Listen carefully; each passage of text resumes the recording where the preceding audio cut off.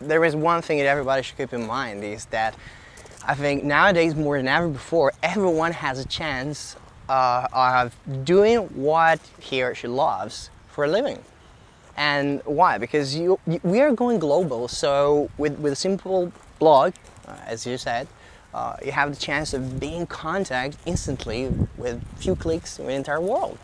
So it's definitely interesting. But at the base, before that, before jumping into technology, I think what it's really important is like to be really passionate about what you're doing.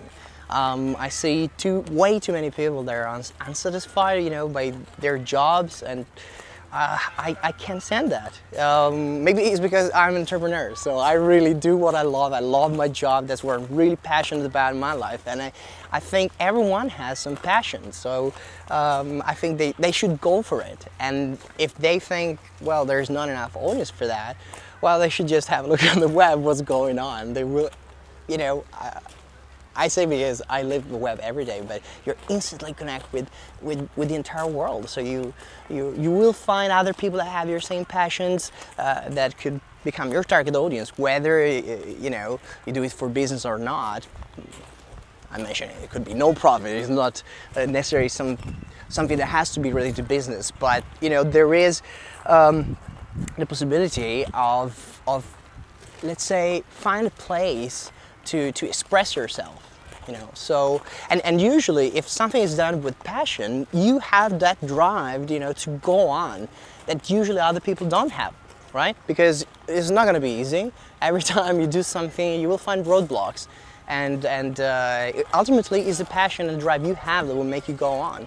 And that doesn't start or doesn't work, you know, in first place if you don't really want it badly.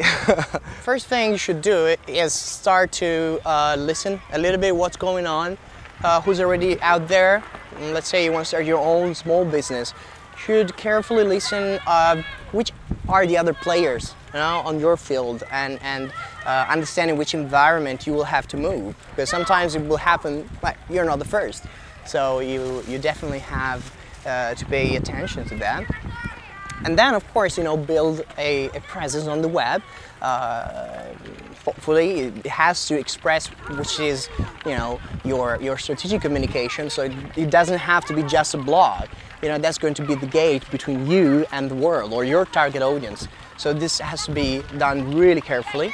And after that, you can start to jump into the conversation that is happening out there. I don't want to say join the conversation because I'm sick. Everyone is talking about join the conversation, but you have to start to jump into that where the conversation is already happening with your audience, with people within your niche, and after that, when you establish a basic connection with this environment that is out there, then you can start to be proactive.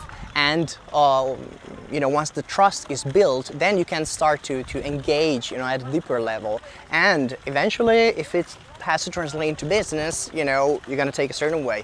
If it's just for passion, or you know, for other reasons, because maybe you're just representing organizations, or it depends which is your focus, of course, you'll move in others. Well, the money comes after you establish a real connection with your audience. I think after your target audience trusts you, and the money will come after. It's a consequence. I tell you an example. Every time I go back to Venice, which is like, I come from Venice region in Italy, I go to the market Friday morning. I go there and I buy some good fresh fish.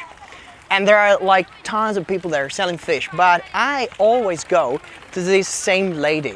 There is no way I could go and buy fish from anyone else, because I've been buying fish from her for years.